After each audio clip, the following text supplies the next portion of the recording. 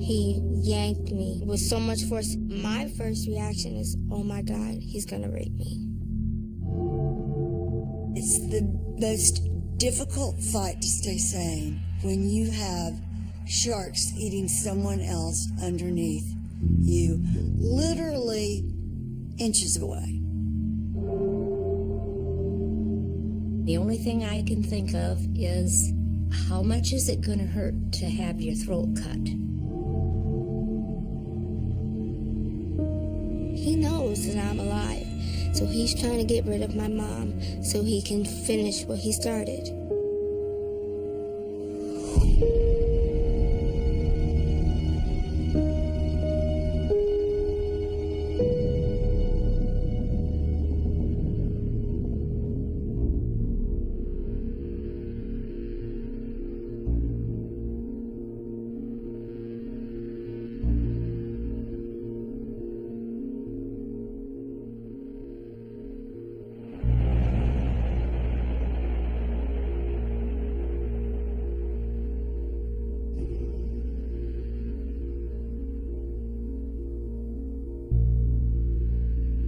Dante was my mom's boyfriend for about 2.5 years. He lived with us for a decent amount of that time.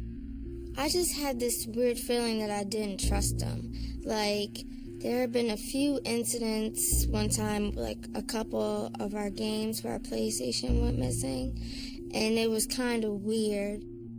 Dante came out of the kitchen and just quickly asked me if he could borrow my brush so he could shape up his hair. So I told him, yeah, no problem, and I think I went within a minute or two after he asked. I went to go look.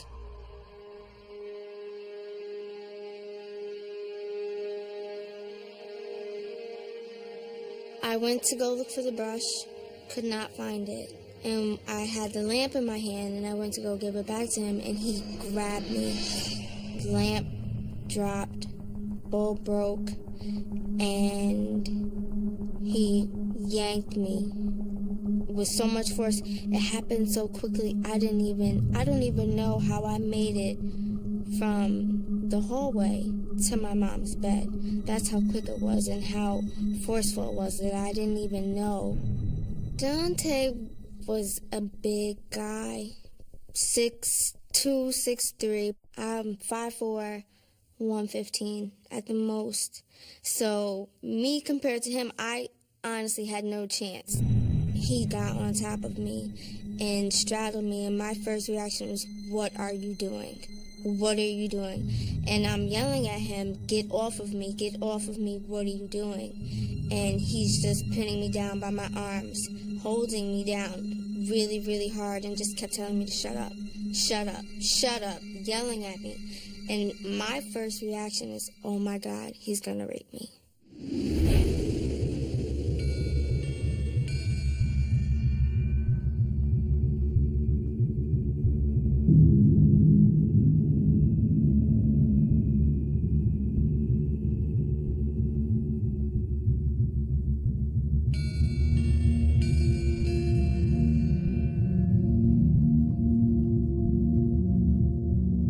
Boat provisioned. We left probably around 10 o'clock, and sails up. We had a beautiful sort of following wind, and we had the spinnaker up. Everything looked peachy keen.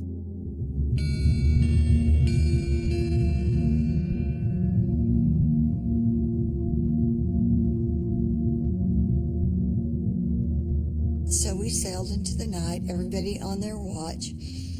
And the next morning we woke up, and Meg made a little breakfast, and it was beautiful. And but something was happening with the weather. The wind began to build a little bit. We didn't think much about it. We were all pretty good sailors. But the weather continued to build over and over, just more, just a little bit, and just increments. And by that night, we were coming into a little bit of a storm. And then through the night, I would hear John and Mark on deck, and I could tell that they really weren't working at it, that maybe they were drinking too much. It was a nightmare. It was just a nightmare. And Mark is just raging drunk. You big wusses, it's not that bad out here. I've been in more storms. And I'm just like, shut up and go downstairs.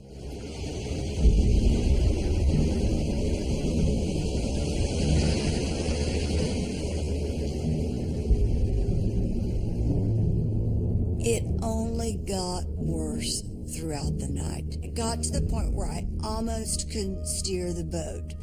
I'm like, oh my God, how much worse does it get? Brad and I were just so exhausted. We were so exhausted. We went down to wake up Mark and John. Couldn't even wake them up. They were out cold. And I looked at Brad and I said, I don't know what to do. What are we going to do? And he goes, we're going to have to sail this boat. So here we are with this unforecast crazy storm, and Brad and I, by now, we've been on watch for 8 hours. So finally, we get them woken up.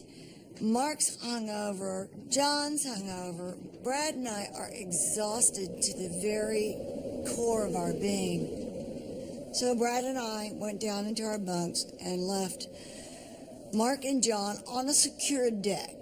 All they had to do was steer.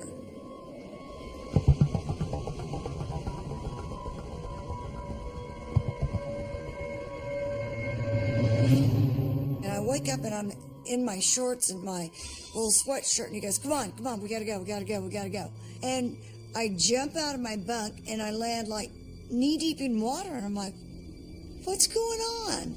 And I look over to my right, and the whole window on the leeward side of the boat had been mashed in, and water was cascading in, and John's on the radio going, Mayday, Mayday, Mayday. Mark's up on the deck just howling in the wind. I crawl up on deck as fast as I can, and Brad's behind me pushing me. This boat is going down. It's listing to the port side, and it's slowly,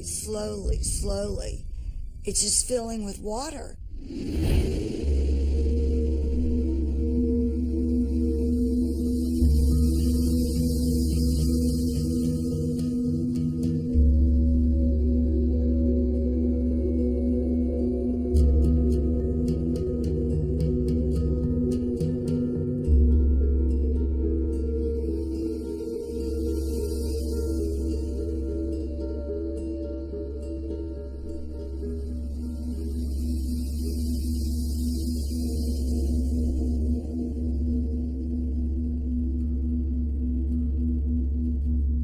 Cops were sitting in the driveway with their cars, lights on, and so I went up to them and asked them what was going on, and they told me that there was an escaped convict in the neighborhood.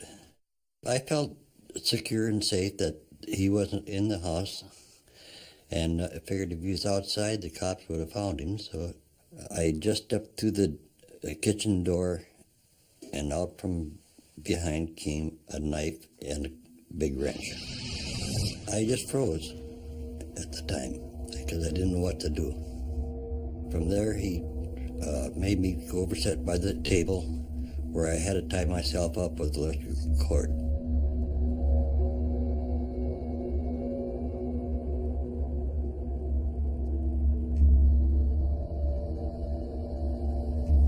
He was about 6'2", with beard and shaggy hair. And he had my clothes on. He told me that he did escape from this van. He said, I haven't killed anybody yet, he says, but this ain't gonna stop me. So I knew I was in trouble. I did not want Betty to come home into this mess.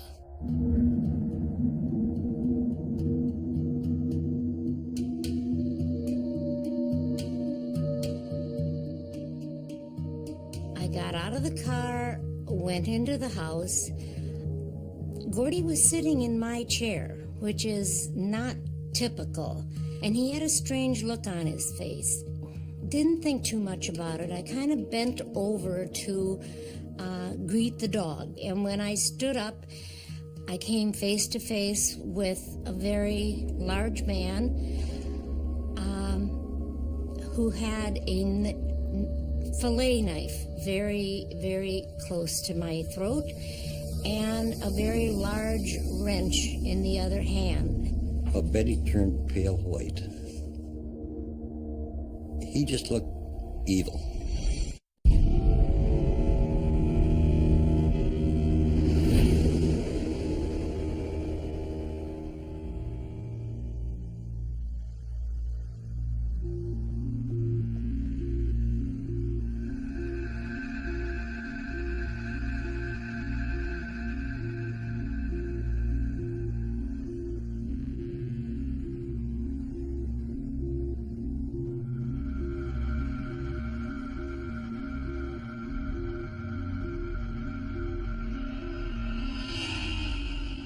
So as I'm laying there and I'm trying to push him off and I'm telling, get off of me. What are you doing? What are you doing? Get off of me. And he's yelling, shut up, shut up.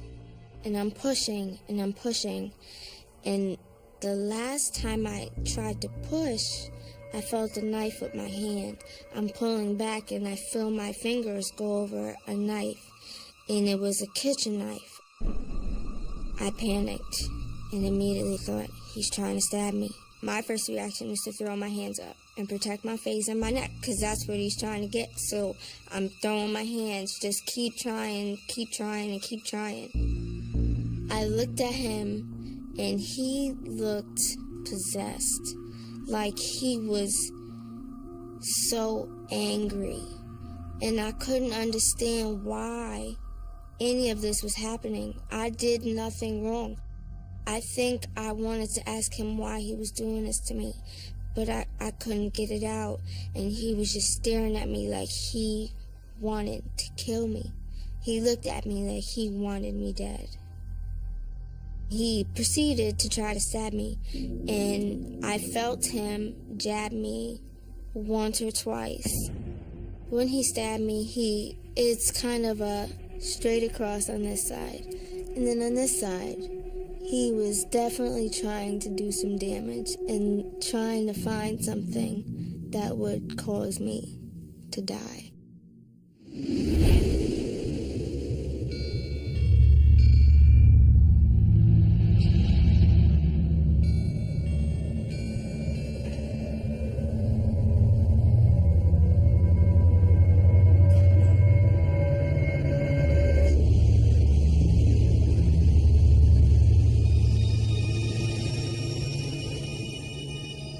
I crawl up on deck as fast as I can, and Brad's behind me, pushing me, and all there is this shredded, ripped-to-hell boat with the helm lashed down.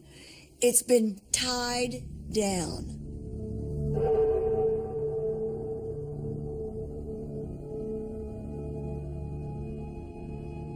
It was just like a surreal nightmare.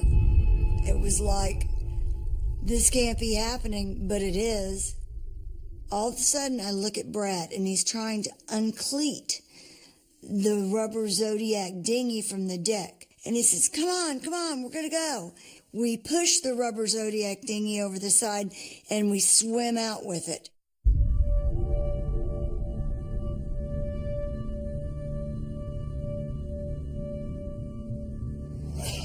The rigging was slicing through her legs and leaving these huge gashes. So I swam back in, and I grabbed her, and I just said, hold on, and she held on to me, and I was able to swim back out to the Zodiac dinghy. Here we are in the middle of this ocean. This boat just does this, and then all of a sudden it rights itself, and little by little, in less than 2 minutes, it sinks completely.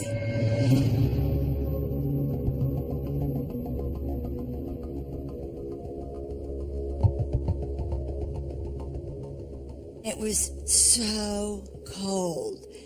And then all of a sudden this huge wave rolls up and breaks on top of us, and it flips the rubber Zodiac dinghy and throws us all out everywhere. We couldn't fight with the storm, which also meant that we had to tread water. It was just exhausting and hopeless.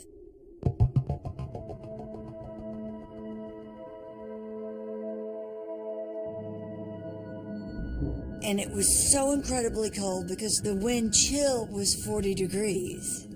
The water temperature was 76 in the Gulf Stream. I jumped back in the water, and Mark was in the water, and he was being very difficult. And he started screaming at me, "Quit kicking me, quit kicking me, just leave me alone." I'm like, "Dude, I'm not near you." So I put my hand in the water, and I started looking, and all I could see were these long tubular bodies. And then it dawned on me, and I just was like, "Sharks."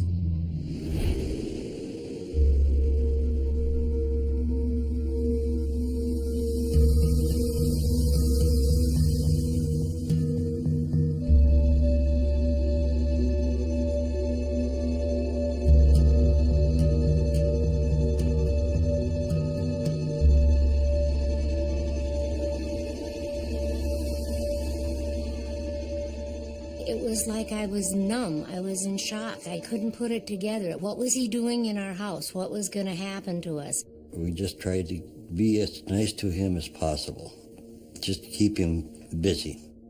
I can still smell this man.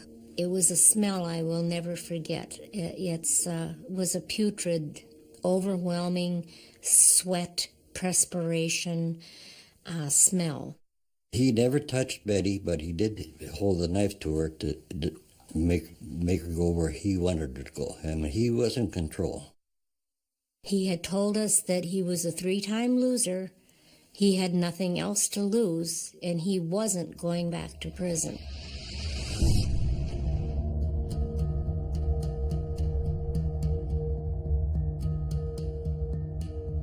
He drank a lot of coffee. The only direct question I remember him asking me was if there was any guns or if we had any drugs. And I said, no guns. And I thought the strongest drug we probably had was extra strength Tylenol. He said he had already eaten all of them. I tried to give him money. I tried to give him my pickup to get out of there. But he was looking for guns and drugs. He talked about luring girls into empty buildings. He talked about beating a young man in Florida, putting him in the hospital. So actually killing somebody to him was the next step in his career. I tried to tell him how to get out of town, and he just wouldn't go for it. He said, "I'm staying here till 5 o'clock. The police changed shifts at 5 o'clock and they're stupid."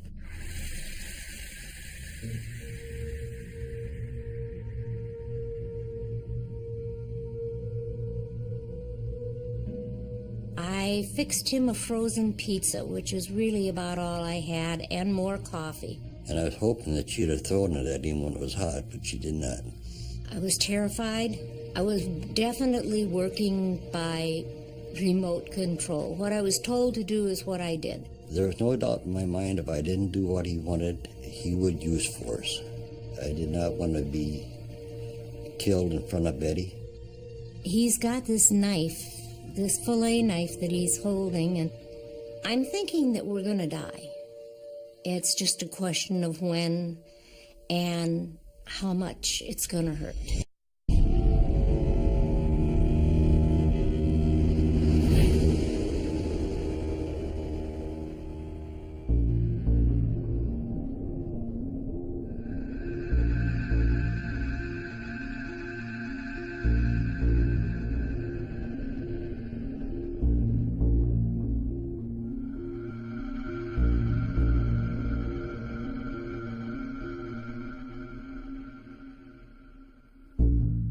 So he reached over and grabbed a pillow and pushed his whole entire body weight on my face.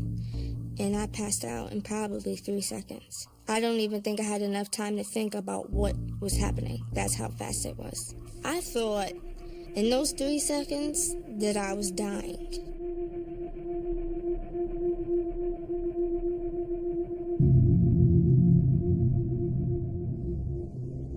It was a really weird feeling when I woke up. Like, I can't even describe how it felt. He had covered me with a blanket, and I just laid there. I had to sit up because it was really hard for me to breathe laying down. And so I sat up, and I had on a gray shirt that day. So I knew something bad had happened because my whole shirt was covered in blood. It was like, oh my God, what happened? I thought I was dying. So when I woke up, it was like a second chance to live. So that's how I took it. So the first thing I looked for is a phone, because I did not have a cell phone at the time, but there was no phone. So I looked at the clock, and it was around 8. So I'm like, okay, my mom's gonna be home soon. I hear him start coming down the hallway, and I'm sitting up. So I'm like, oh my God, oh my God. I'm thinking, why is he still in my house? I was completely confused. Why is he still here?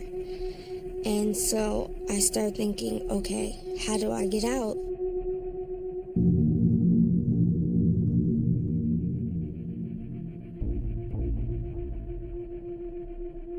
Now it's time to play dead. That's all I could do. So I proceeded to lay back down, cover myself with the blanket, stop breathing. He uncovered me and grabbed my arm and tried to check for a pulse. So I'm freaking out, scared, like, oh my God, he's gonna know. And he took the blanket off of me, got on top of me. Oh my God, this time he's gonna rape me. He's gonna rape me.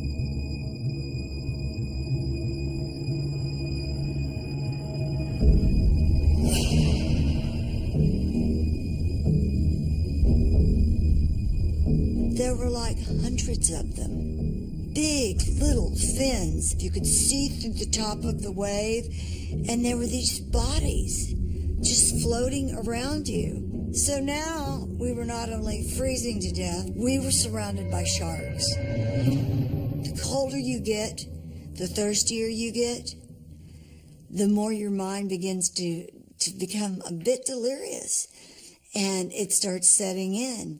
And it started really with Meg.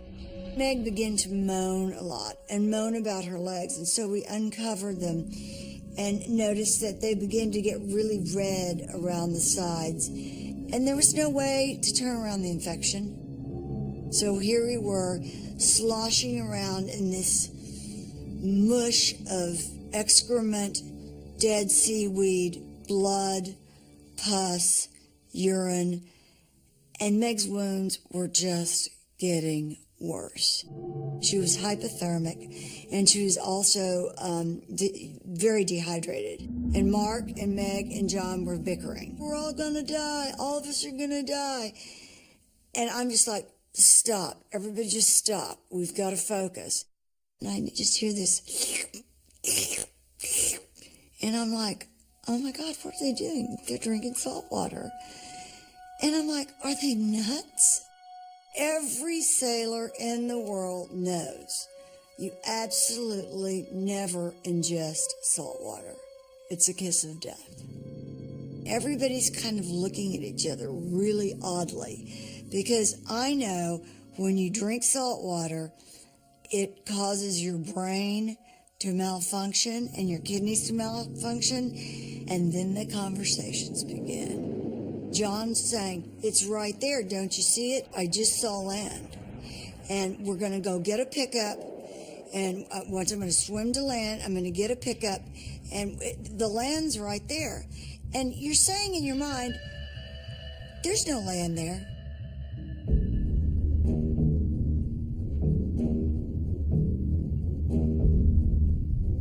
And he swam, and we're all screaming at him, and Meg's crying. And all of a sudden, he gets about 200 yards out, and you just hear this just death-curdling scream. And we all knew what had happened. The sharks had gotten him. Meg was just bawling, and we're all crying, and it's just like, this is the beginning of the end. There are 5 of us, and we're 1 down.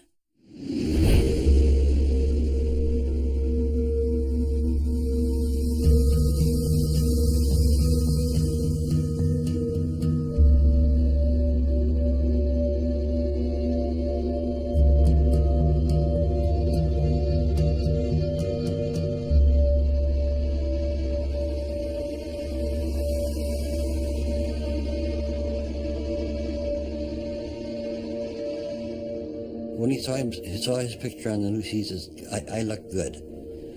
He says, I'm proud of myself. And to myself, I said, how can you be proud of yourself for what you did? Well, we found out during the news conference, of course, that his name was Homer Land and that he had been picked up in Kansas for a violation of parole in Florida.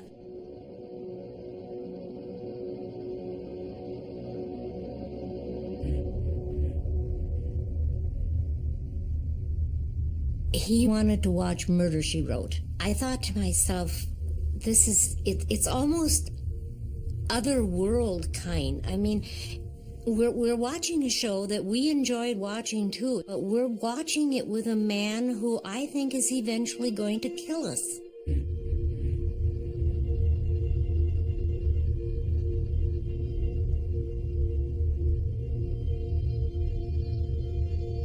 When he made us lay down on the bed, it was an uneasy feeling. I didn't know what he was going to do next. It was scary. It was eerie. He'd stand in the door and he'd watch us. And each time he did this, I thought, now's the time when this is when he's going to kill us. He was in control the whole night with the knife in his hand. He never laid that knife down. Gordy would say, how are you doing? And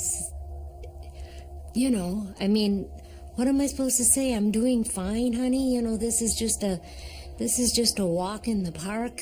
And the only thing I can think of is, how much is it going to hurt to have your throat cut? How many times will he have to stab us before he's sure we're dead? But don't let my kids find me. Make sure that it's a stranger that finds the bodies. I don't want the last thing that my kids remember about me to be laying in a pool of blood.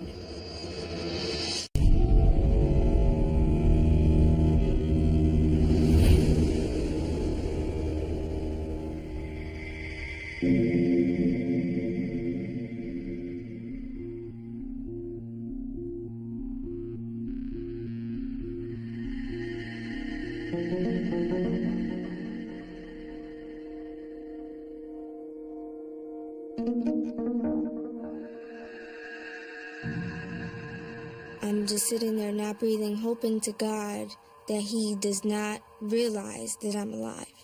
So he just kind of stood over me and said, I'm sorry, Danielle, and walked out of the room.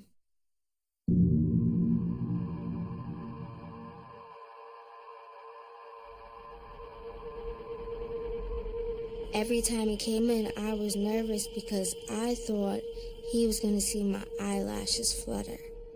It hurt not to breathe, and it hurt to breathe.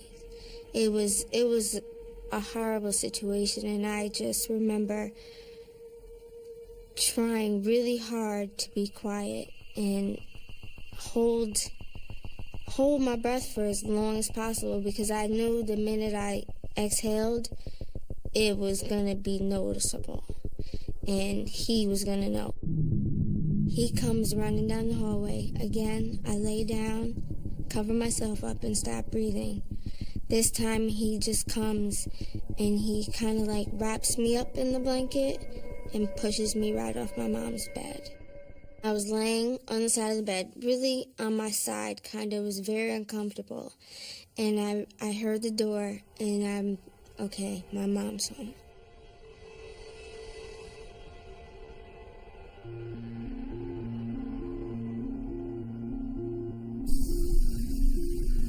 My mom actually sat on the bed, and I just wanted to jump out from that blanket and just hold her. I just wanted to get to my mom so bad. And all I could think of was that if I let her know that I'm here, he's gonna take the same knife and hurt my mom. So I just lay there and I was quiet. And my mom left the room again, and Dante came back.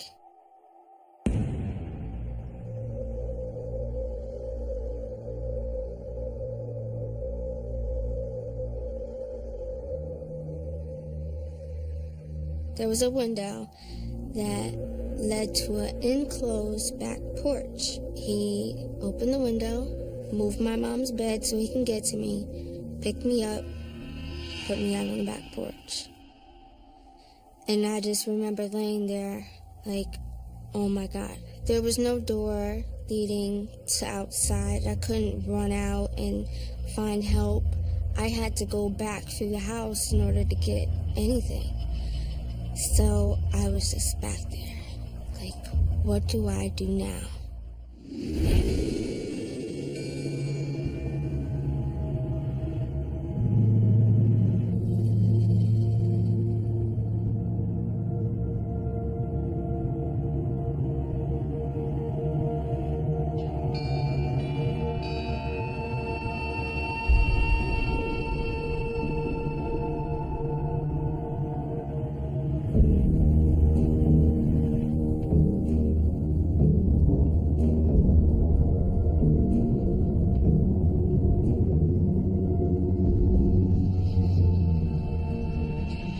So we all sat there just in total shock. It was unbelievable, and Meg was beside herself.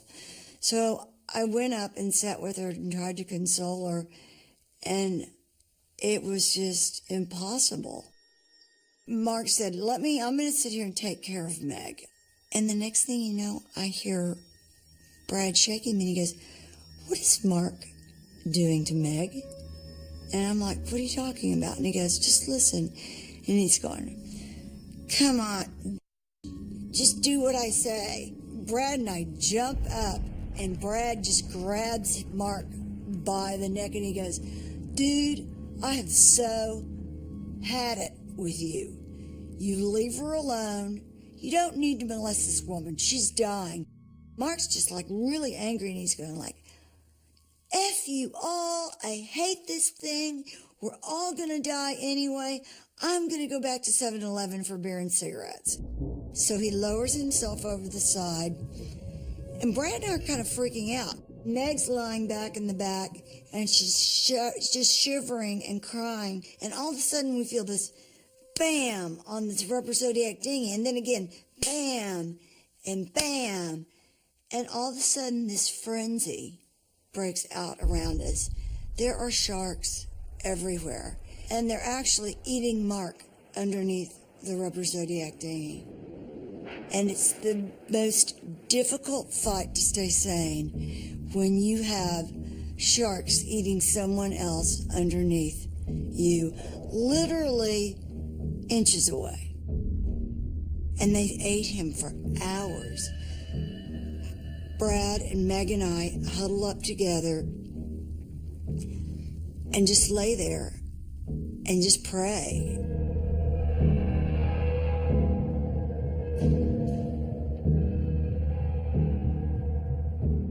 She starts doing this weird thing with her hands in the air, kind of like a Spanish dancer, and her eyes get very focused and still, and she starts mumbling. And what it sounded like to me was that she was speaking in tongues. And she just kept doing it and doing it. And it was almost like I understood it. And the next thing you knew, she just kind of sunk back into herself, and I had her in my arms, and I fell asleep again. And then we woke up, and Meg was dead.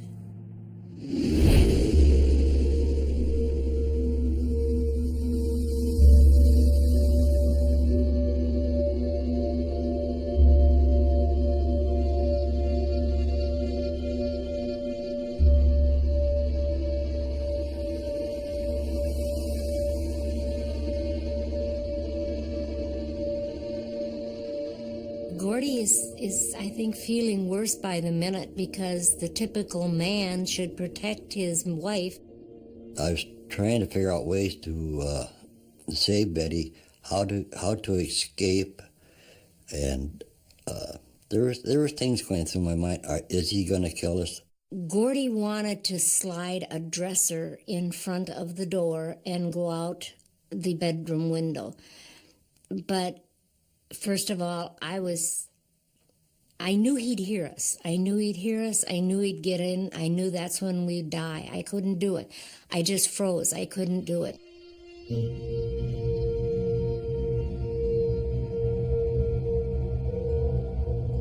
He would make me go into the bathroom with him. He would make sure that the knife was always in a position where if I moved, I would run into it. He'd make me go on one side of the door, and then he'd leave the bathroom door open and make Betty stand in the doorway and watch him. It was the most degrading, humiliating experience. This is not something that happens in my world. But he knew that if I was in there with him, Gordy was not going to do anything.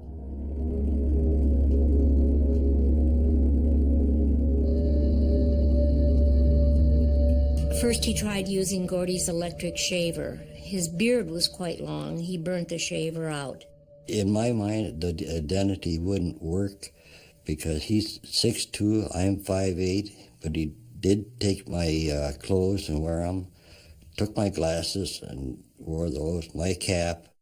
About 5 o'clock in the morning, 5:30, he came and he said, well, I've got good news and I've got bad news. And he said, the good news is I'm leaving, and the bad news is you're coming with me. His intention was that because the cops were so stupid and he was a southern boy, they would think that he would want to go south, so he was going to fool them by going north. He managed to get Betty into the car and taped her to the seat belts so she couldn't get out. There wasn't another level of terror that I could go to. I'd been operating on just sheer terror, nerves, whatever it is, just doing as I was told. By the time we got 4 blocks from the house, I had already broke that duct tape, so I knew I was going to escape someplace, but I wasn't going to do it without Betty.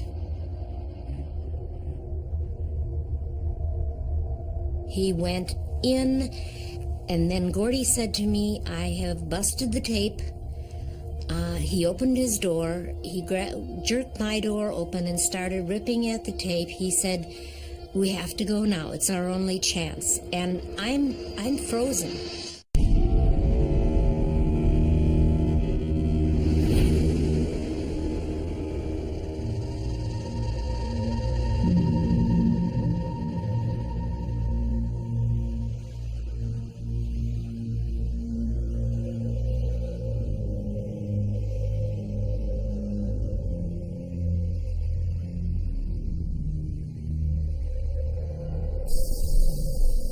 Now, this back porch was used for storage. There was clothes. There were broken windows, so it was freezing. It was just like being outside.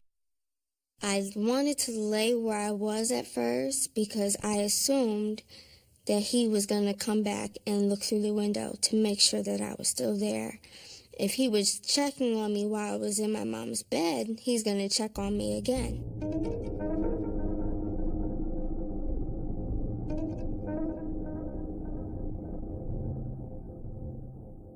I opened the door, and the first thing I remember hearing is them talking about going to a hospital. And I'm wondering, do they know what happened? Who else could be hurt? I was scared.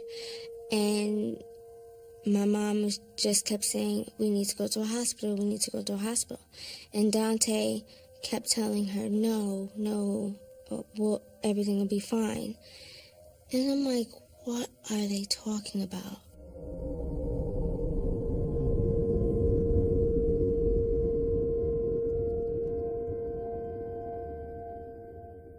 My mom assumed that the blood that she saw was his blood.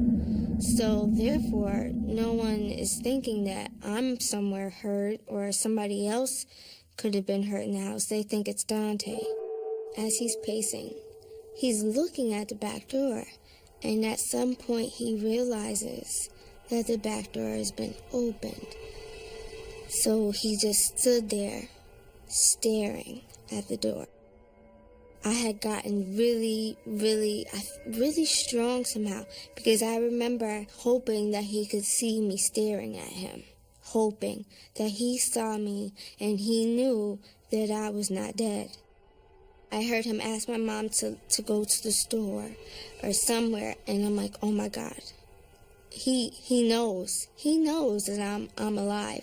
So he's trying to get rid of my mom so he can finish what he started. I was not going to let that happen.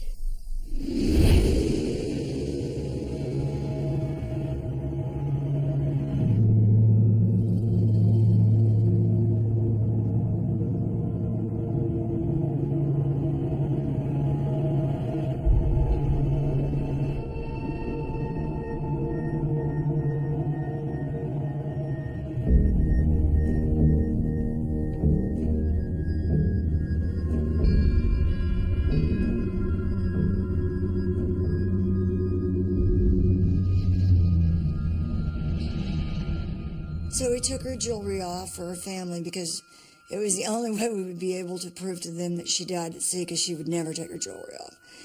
And then we took her clothes off and we said the Lord's Prayer, Psalm 23, and we rolled her body off into the ocean. So I said to Brad, I said, you know what, Meg's just died in the bottom of this. We really need to wash it out. We turned it over, but not before. I said, but first, I want you to hold me, and I'm going to stick my head in the water, and I'm going to see if there's sharks, because we hadn't seen sharks in a while.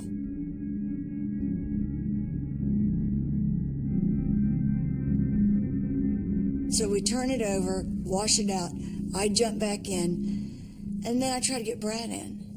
Well, Brad is, 6'3", and weighs 250 pounds. And I mean, we're just like, or 204, I don't know. And I'm just trying to pull him back in, and I couldn't get him back in. And I didn't feel like he was trying, and I started crying, and we got in this fight, and he was so angry at me for turning that boat over. And I was crying, and all of a sudden he goes, look. And I'm like, what? He goes, look, there's a ship. So we stand up and we start yelling and flagging our hands, and it's really actually much closer. It's a huge freighter than anything I've seen. But, those things kind of drive themselves. So everybody might be sleeping. Who knows? We're both really down, and this thing goes tick, tick, tick, tick, tick, right by us. And we both just sit back down and just start crying.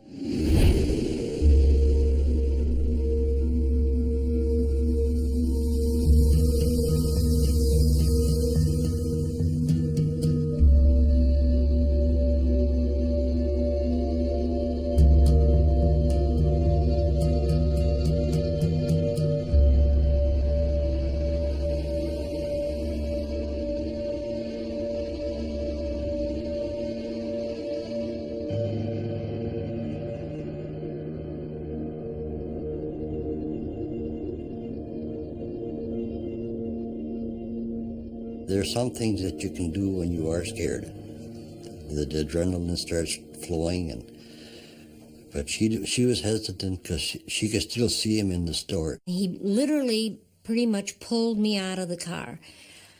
We ran across the parking lot, up a ditch, across a service road, and onto the highway. It was probably a run of maybe 2.5 minutes that to me felt like it took days to make. It was at that point, I think, was the first time I looked back at that convenience store, and Homerland was just coming out of the door. I did stand in the middle of the highway to flag the car down, because if you stand on the side, they're not going to stop for you. So I had to stop somebody.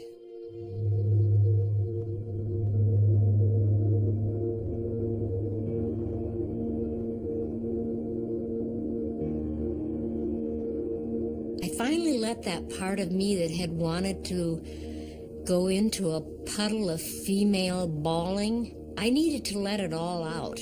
I had been holding on to it now for 14 hours, and it wasn't pretty, but it was what I needed to do at that time.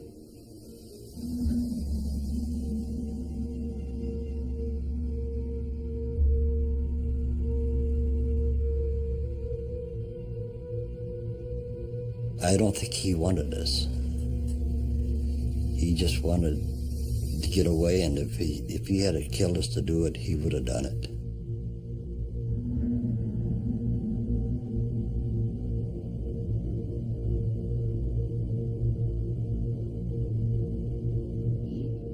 I survived because there's something in the back of my mind says, your life ain't over yet. Do what you have to do and go on with your life. My husband was there to protect me, even though he thought he wasn't. I survived because I did what I was told and took the opportunity to escape when I could.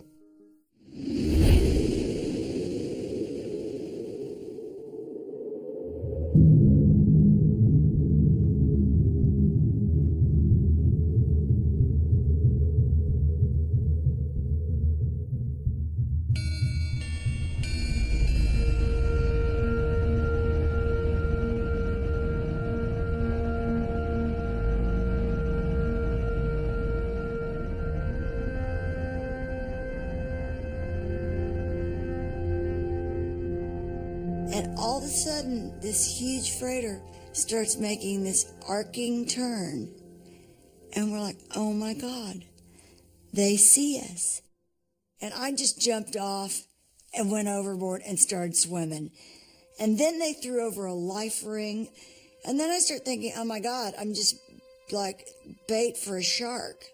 But I didn't care. And then all of a sudden, was able to body surf over, grab the line, and when I got to the end of the line, because I couldn't look behind me, there was Brad. He had the life ring, and he was holding on to me. We finally make it to a gangplank, and these two burly guys reach down, and they carry us up and put us on the deck. And in my brain, I still have this vision of Brad and I lying on the deck of this Russian freighter, like the catch of the day. It was without a doubt one of the most sad days I've ever spent, because for only two of us to have survived when everybody could if they just waited one day. I survived because I was put into an environment where I had no choices. I had to deal with the immediate and what was given to me, and I did it.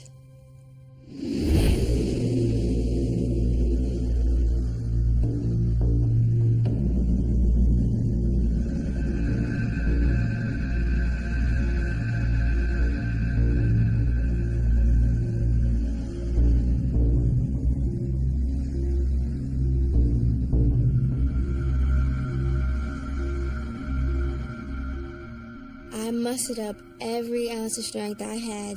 I just swung the door open, and I ran. I ran through boxes, whatever was, I just ran. And my brother saw me first because my mom's back was to me. And my brother heard me, and he saw me. And as soon as he saw me, the look on his face, he immediately ran to his room and grabbed the phone and called 911. And my mom turned around in the process, and I just ran to her and grabbed her. I couldn't say anything. And I'm just holding on to my mom, and she kept asking, what happened? Who did this to you? Who did this to you? And Dante's running past me and my mom and telling my brother that he sees the people outside, to go get him, to go get him. And so he's running out of my house, and my mom just kept asking me, what happened? Who did this to you? I said, Dante, and I fainted.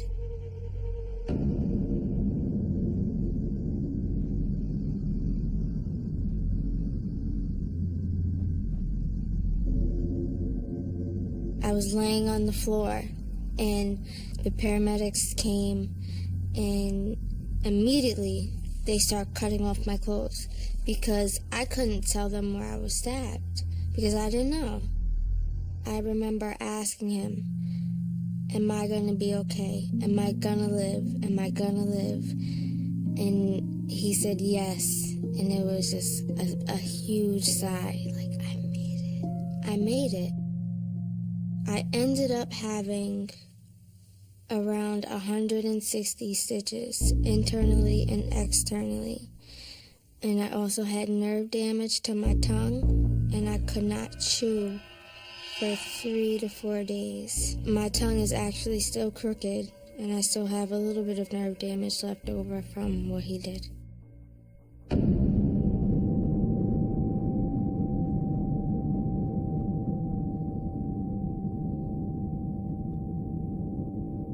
I don't think he was smart enough to know what he should have done, because if you have someone unconscious and you're trying to kill them, and if you know what you're doing, I should have been dead.